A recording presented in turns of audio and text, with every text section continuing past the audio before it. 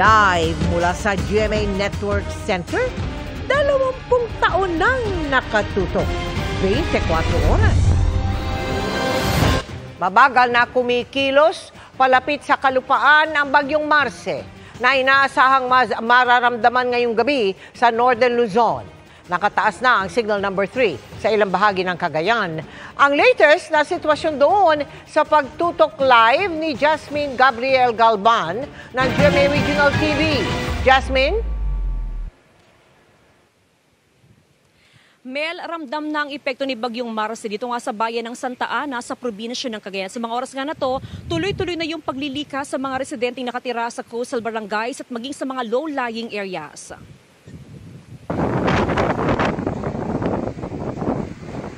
Sa lakas ng hangin, natuklap ang ilang bubong ng Leserio Antiporda Senior National High School sa Bugey, Cagayan. Malakas din ang hangin kaya maalon sa bayan ng Santa Ana. Halos 100 pamilya nang inilikas. Maaga namang inilikas ang mga taga-barangay nagtupakan sa bayan ng Pamplona. Nakahanda na ang Kapitolyo, lalo't unti-unti nang lumalapit ang Bagyong Marce. As of 4 p.m., itinaas ang Tropical Cyclone Wind Signal number 3 sa hilagang silangan ng mainland Cagayan. Signal number 2 naman sa iba pang lugar sa probinsya. Maghapon na ang ulan. Pinalikas na rin ang mga nakatira sa mga landslide-prone area.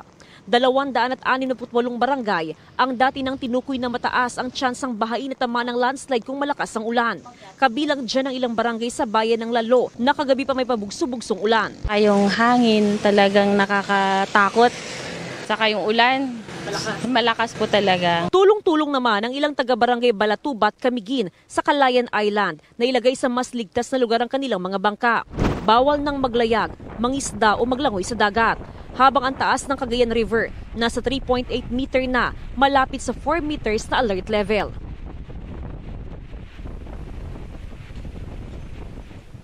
Mel, bukod sa bayan ng Santa Ana, ongoing din yung paglilika sa mga residenteng nakatira sa ilang barangay sa bayan naman ng Gonzaga. Nakahanda na rin yung mga food packs na ibibigay sa mga residente o sa mga evacuee na nasa mga evacuation center. Samantala, as of 6 p.m. na monitoring ng PDRRMO Cagayan, ay passable pa sa ngayon ang lahat ng major roads sa probinsya. Mel?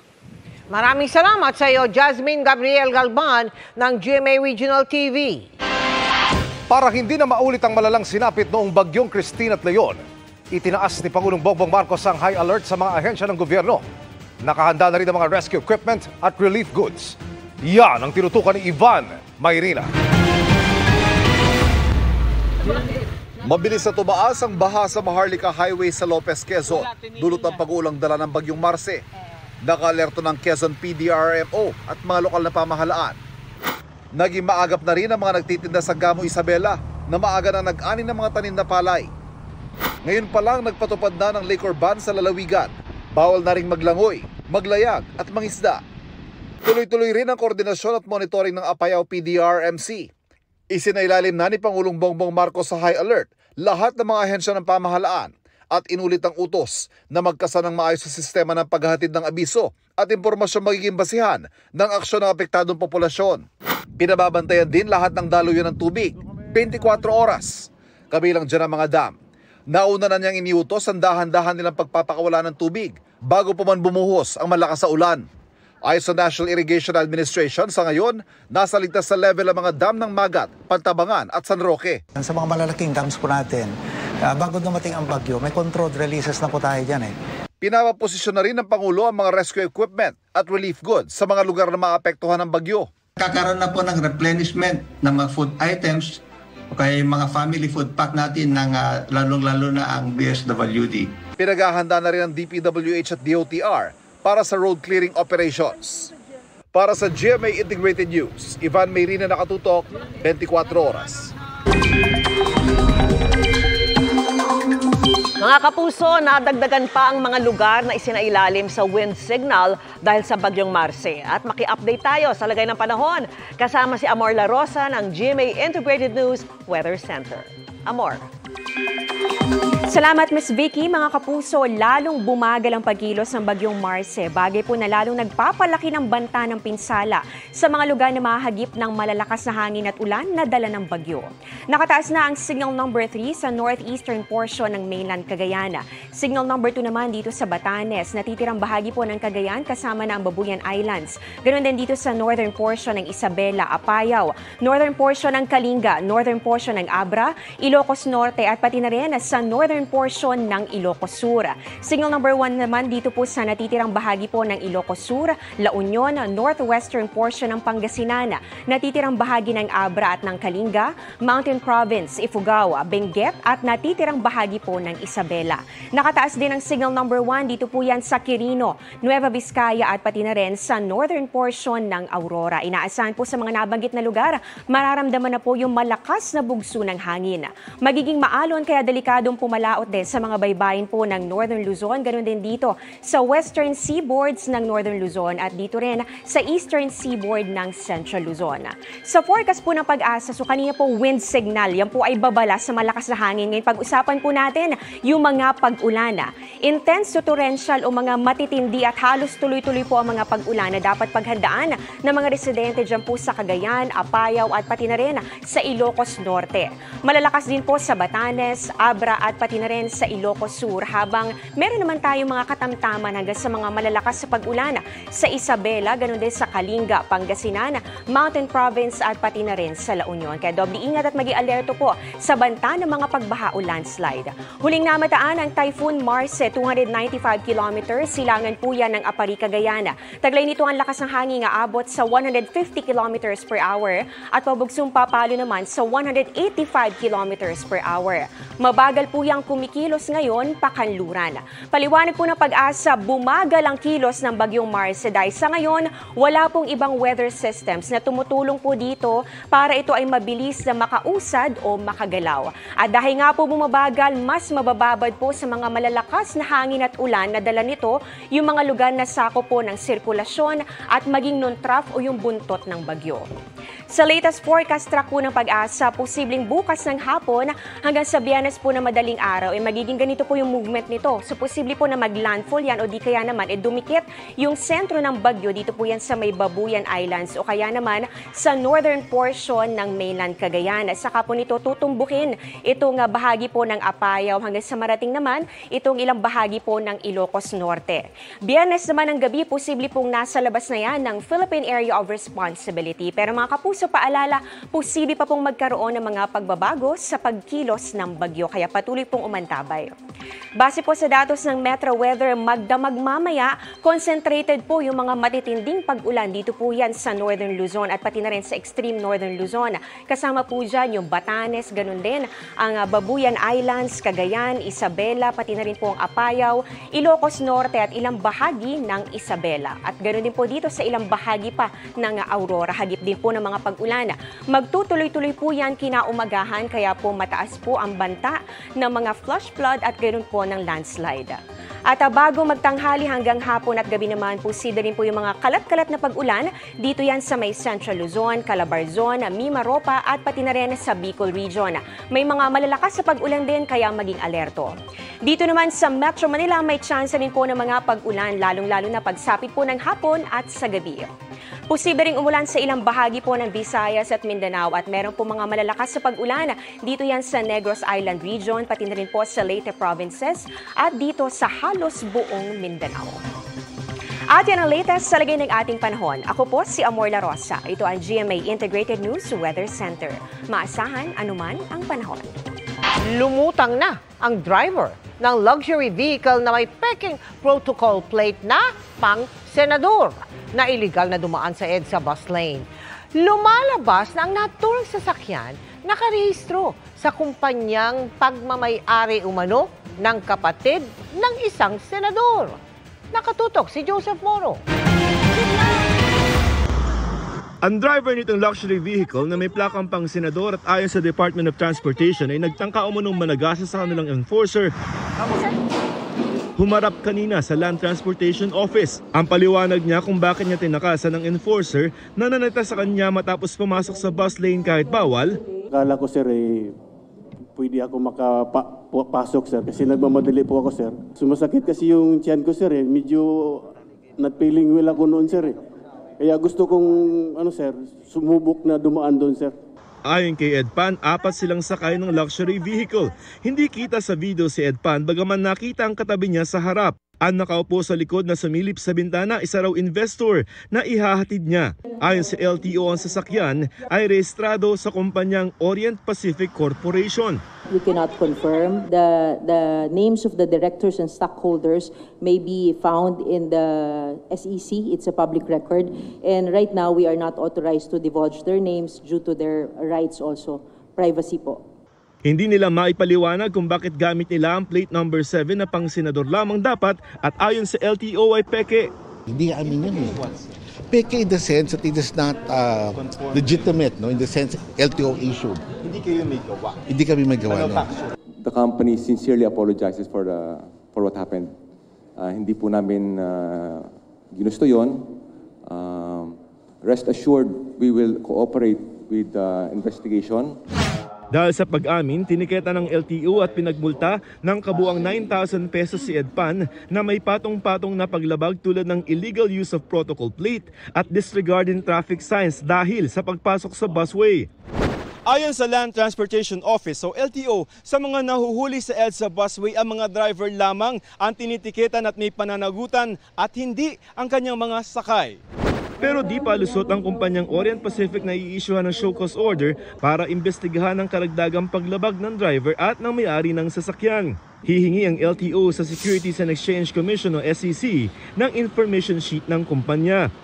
Sa kopya na nakuha ng GMA Integrated News Research, makikita na presidente ng Orient Pacific Corporation si Kenneth T. Gatchalian, tatakbong congressman at kapatid ni Senador Win Gatchalian. Hinihingan pa namin ng panig ang magkuya pero nung isang araw sinabi ni Senador Gatchalian na wala siyang puting Cadillac Escalade.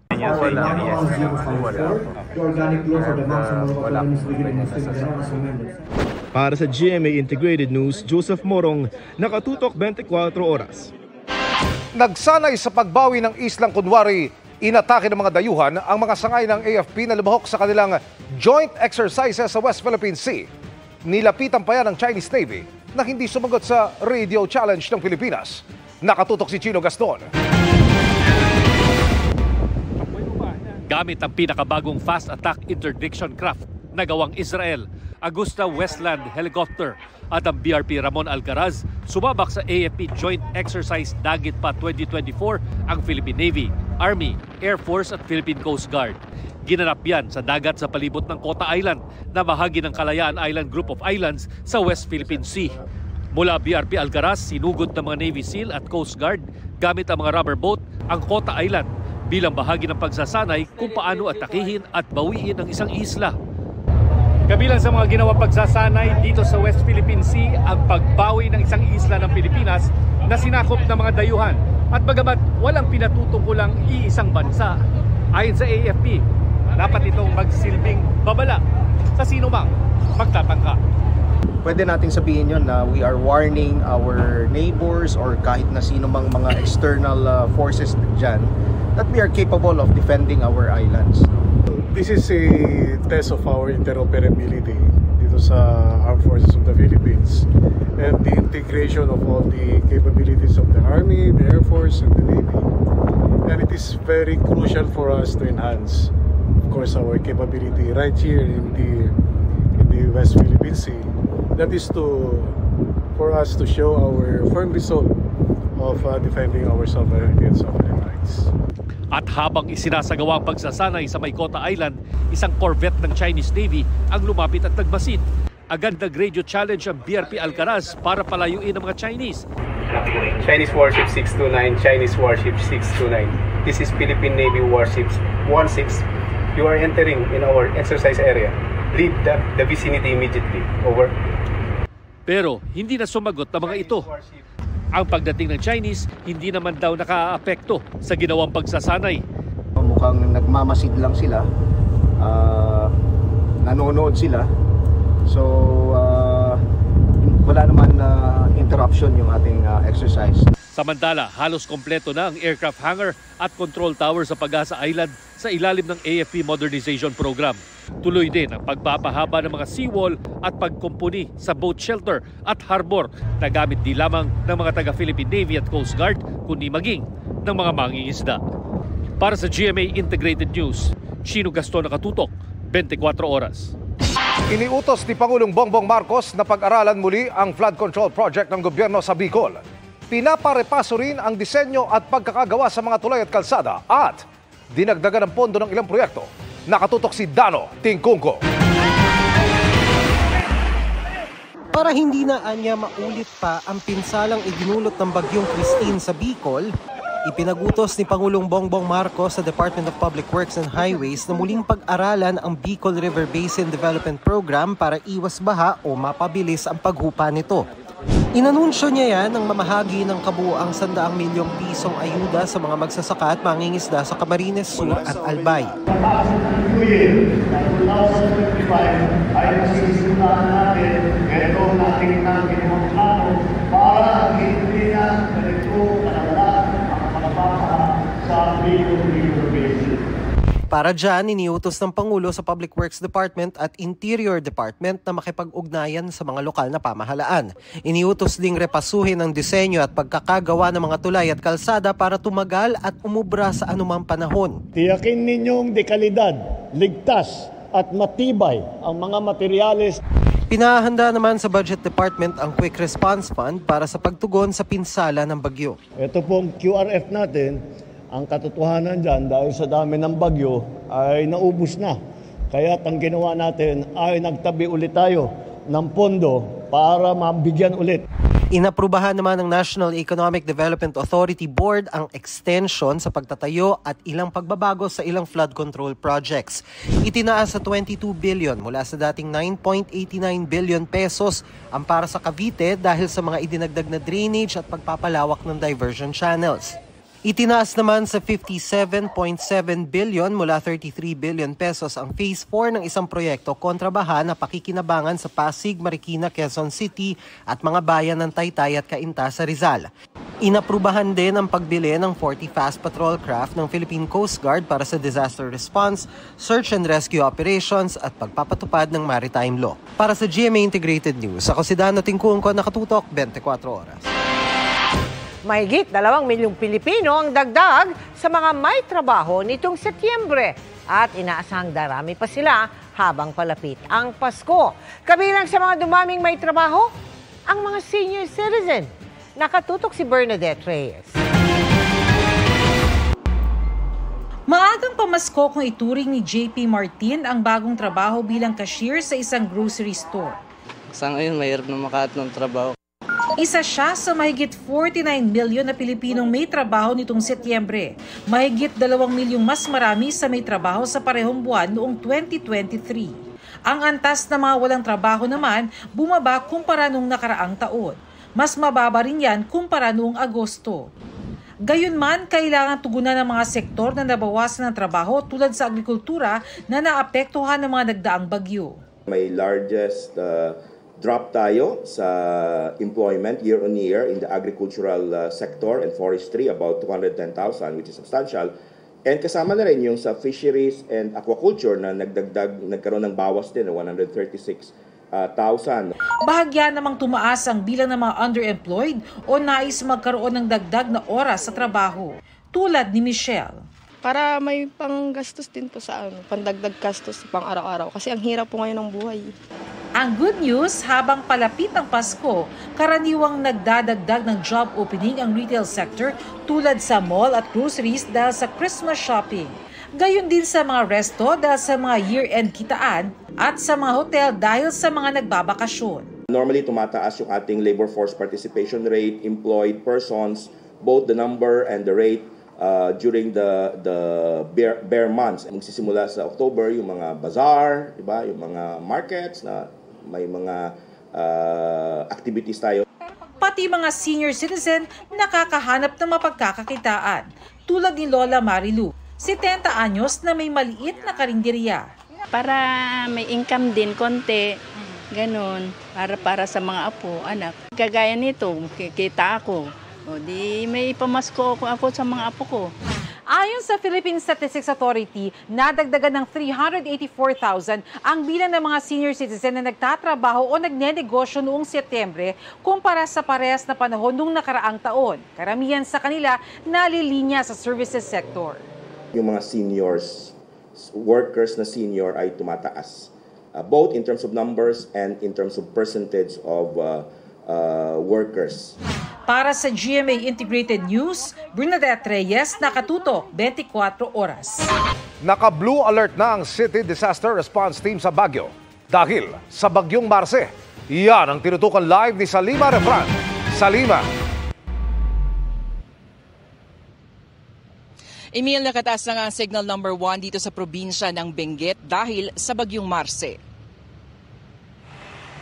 Dahil sa nakataas na wind signal, automatic kong nagsuspende ng klase dito sa Baguio City kanina mula preschool hanggang senior high school.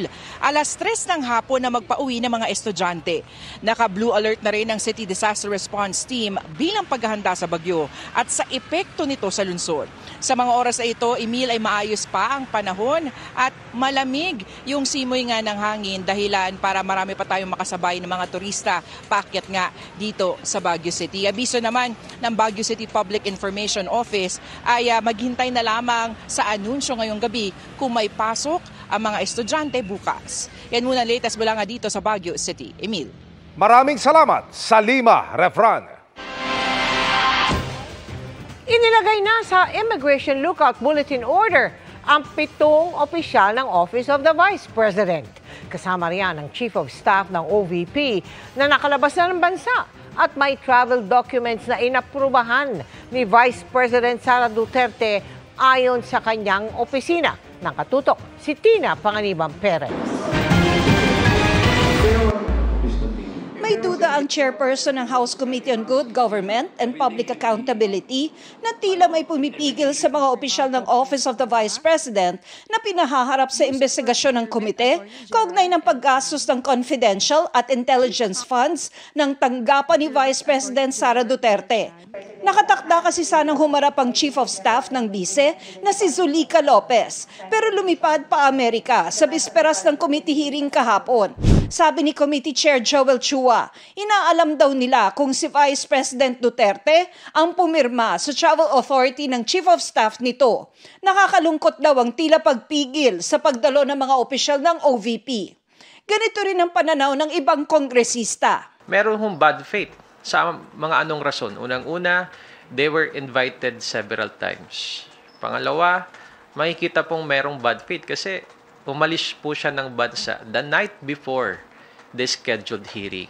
The Chief of Staff has the obligation to explain the irregularities, the concerns, and the issues. Kasi kung wala naman tinatago, bakit ka umiiwas? Sa isang statement, kinumpirma ng OVP na bumiyahe pa Amerika si Lopez at inaprubahan ito ng bise. Personal na biyahe raw ito at walang koneksyon sa trabaho nito. Hiniling pa ng OVP na igalang ang privacy ni Lopez at ng pamilya nito sa panahong may mabigat daw silang pinagdaraanan. Kasama si Lopez sa 7 opisyal ng OVP na binigyan ng Department of Justice ng Immigration Lookout Bulletin Order. Hiniling ito ng Kamara dahil sa ilang beses na pang-iisnab ng 7 sa mga imbitasyong dumalo sa mga pagdinig. I would like to reiterate that this ILBO is not a restriction to their travel or their right to travel, but merely a monitoring mechanism by which we can see kung lumabas po sila sa bansa or pumasok na. Nababahala rin ng ilang kongresista sa pagtanggi ni Vice President Sara Duterte na mag-oath sa pagdinig ng Kamara. It does not set a good precedent, no, for all resource persons that will attend in the future hearings. Even former President Aquino attended the Senate hearing and took his oath. President Duterte attended the Senate hearing and took his oath. It's premature, no, to even say na this leads to the impeachment. We have yet really to find out what really happened as far as the utilization of these funds. Hinihinga namin ng reaksyon dito si Vice President Duterte. Para sa GMA Integrated News, Tina Panganiban Perez, nakatutok 24 oras. Posibleng maharap sa kasong kriminal at administratibo si dating Presidential Anti-Organized Crime Commission spokesperson Winston Casio. Kaugnay yan ng pananampal ni Casio sa isang Pilipinong empleyado ng sinalakay na BPO sa Bagak, Bataan noong nakaraang linggo. Ayon kay PAOK Executive Director Gilbert Cruz, pwedeng magreklamo ang sinampal na lalaki. At kahit walang complainant, posible pa rin maharap si Casio sa kasong administratibo. Pansamantalang inalis sa pwesto si Casio habang iniimbestigahan ng PAOK ang insidente. Humingi na ng paumanhin si Casio at sinabing handa siyang harapin ang ipapataw sa kanyang parusa. Magsasagawa rin ng sariling investigasyon ang Commission on Human Rights para alamin kung may nilabag na karapatang pantao si Casio. Sabi ko nga kay Dr. Casio, dapat pinailan mo na lang ng kaso. We could have filed cases na lang dyan sa nangarat sa'yo o nag-dirty finger dun sa PAOK and sa media. Ayun lang nga, yung pananampal hindi natin pwedeng i-justify.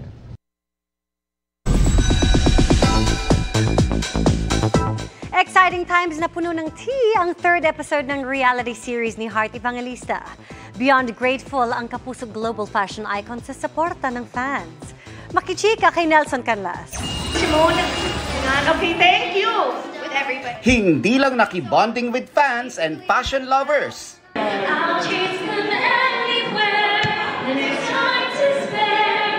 Nagpasample din si Kapuso global fashion icon Heart Evangelista ng kanyang go-to karaoke song at nakipag-duet with Sparkle artist and host Janina Chan.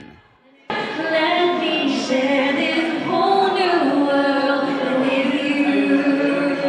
Sa kanyang recent meet and greet, may mala-lesson pa sa pag-post sa group photo. One fierce laban. Puno ng pasasalamat ang puso ni Heart dahil sa mainit na pagtanggap ng Kapuso viewers sa kanyang limited reality series na Heart World. Hindi raw niya inaasahang magugustuhan ng marami ang kanyang mundo.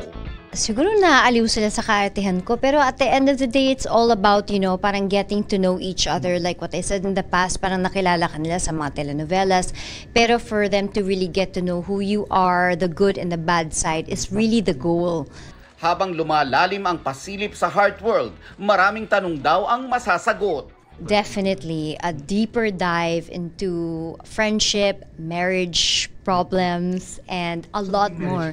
Yes, even health scares. We're gonna tackle a lot. So the plot gets thicker and thicker. That's why minsan pag kina-question nyo yung buhay mo, at least alam nyo pag may mga problema, meron niyang kasamang lessons and blessings. Tatalakayin din daw ang mga tanong na matagal nang hindi sinasagot ni Heart, partikular na sa mga taong naging parte ng kanyang buhay. This coming Saturday, it's all about friendship, trust, betrayal, and unconditional love. Ayun na. Nakaka-stress siya. Actually, 2 beses ko na siyang pinanood, and then we're still, we want to make sure that even if we tackle the hardships, the lessons also, but at the end of the day, love will still win. Nelson Canlas, updated sa Showbiz Happenings. Bumuo ng task force ang Justice Department na tututok sa investigasyon at pagsasampa ng mga kaso kaugnay sa umunoy extrajudicial killings o EJK ng Duterte drug war. Sa ilalim ng Department Order 778, binuo ang task force sa ilalim ng Office of the Secretary of Justice Prosecution Staff. Pangungunahan nito ng Senior Assistant State Prosecutor at co-chaired ng Regional Prosecutor. Pangunahing mandato ng task force na gumawa ng case build-up at maghain ng kaso laban sa mga mapapatunayang sangkot sa EJK. Inatasan din silang makipagtulungan sa Quad Committee ng Kamara at Senate Blue Ribbon Committee na nagsasagawa ng magkahiwalay na investigasyon. Ikinababahala ng Philippine Air Force ang naobserbahan nilang pagdami ng mga foreign aircraft na iligal umanong nakapasok sa airspace ng Pilipinas. Sa Philippine Rise naman, 2 Chinese research vessel ang namataan. Nakatutok si June Veneracion. Sa pagmomonitor ng 5th Fighter Wing ng Philippine Air Force, naobserbahan nito ang pagdami ng intrusion o iligal na pagpasok ng mga foreign aircraft sa airspace ng bansa. They are almost outside the 24 nautical mile limit. And sometimes they go near the 12 nautical mile limit, but maybe they are just testing us. And this is very concerning for us. Mahirap umano masabi kung saang bansa galing ang mga eroplano dahil pumasok ang mga ito nang walang man lang paalam. Maaring military aircraft ang mga ito, pero pwede rin umanong commercial. Dahil limitado ang kakayahan, hindi aniya kaya ng Air Force na magsagawa ng interception sa karamihan ng mga foreign aircraft na pumapasok sa airspace ng Pilipinas. It's very costly to intercept these intrusions, these aircraft, unmanned or manned.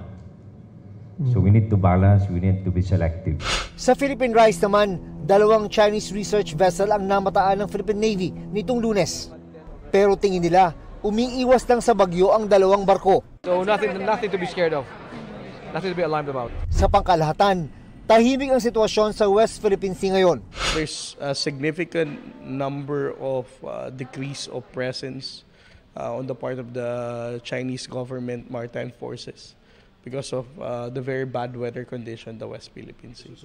Para sa GMA Integrated News, June Veneracion, nakatutok, 24 oras. Napa way back Wednesday ang mga taga-Makati sa pagliwanag ng Ayala Avenue dahil sa magaganda at makukulay na Christmas decorations. Nakatutok doon live si Mark Salazar. Mark!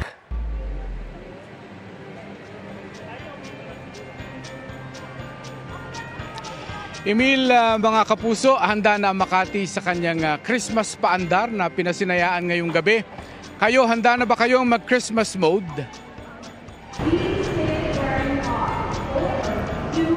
1990s pa ang tradisyong ito sa Makati kung saan binibihisan ng Paskong Pinoy decorations at pailaw ang 1.9 kilometers na kahabaan ng Ayala Avenue.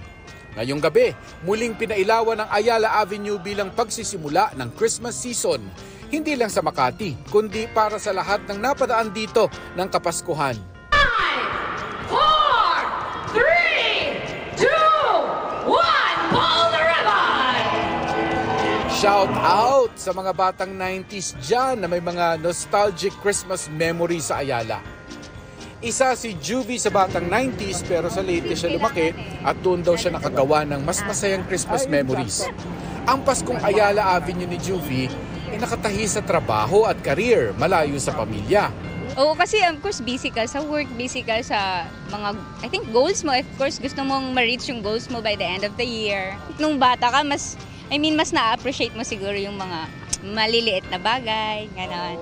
Siguro pag adult ka lang nag-iiba lang siguro. Kapag nagpapailaw na ang Ayala Avenue, may parte raw ng childhood Christmas memory ni Juvie ang nabubuhay. Pero kasabay ng paalalang gagastos na naman siya dahil Pasko na. Kasi pupunta ka lang sa ninong-ninang mo. Di ba may magbibigay sa hindi mo isipin na, ano pala to, kailangan ko din magbigay, parang something ganon. Oo, kasi ikaw na daw yung may income. Iba naman ang hype na mga pailaw na ganito sa mga Gen Z na sa syudad na talaga lumaki. Excited kami kasi every year po dito sa Ayala may pailaw sila na may pagganap silang mga lighting na inaabangan talaga every year. Iba't iba mang henerasyon, iba't ibang sitwasyon at karanasan, pero pareho rin daw ang kahulugan ng Kapaskuhan sa lahat. Let's sing Merry Christmas and a Happy Holiday. This season may we never forget the love we have for Jesus. Sa mga susunod na araw, magsusulputan na sa syudad ang iba pang Christmas pasyalan at street market sa Ayala Triangle Gardens at Circuit Makati. This year is extra special. I know I say that every year, but really this year is extra special. For over a decade, we enjoyed the Festival of Lights, our annual feast for the eyes. But this year, we have prepared a truly immersive holiday experience.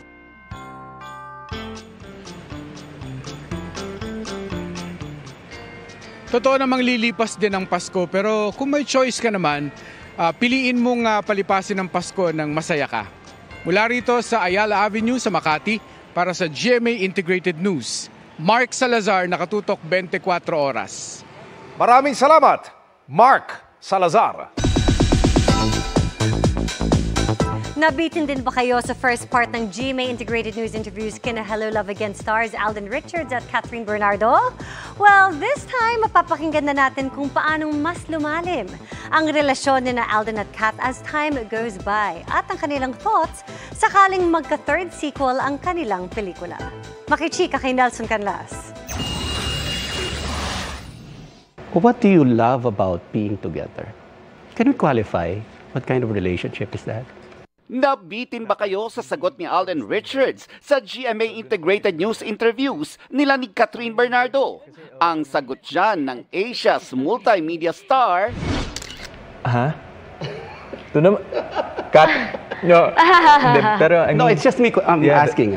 The friendship that we have, Kath and I, parang, yun nga, like the whole team nung Hello, Love, Goodbye. Yung friendship na nabuo, whenever we see each other, it's like nothing has changed. And I guess you can't find much of that in this industry. Mahirap nang makahanap.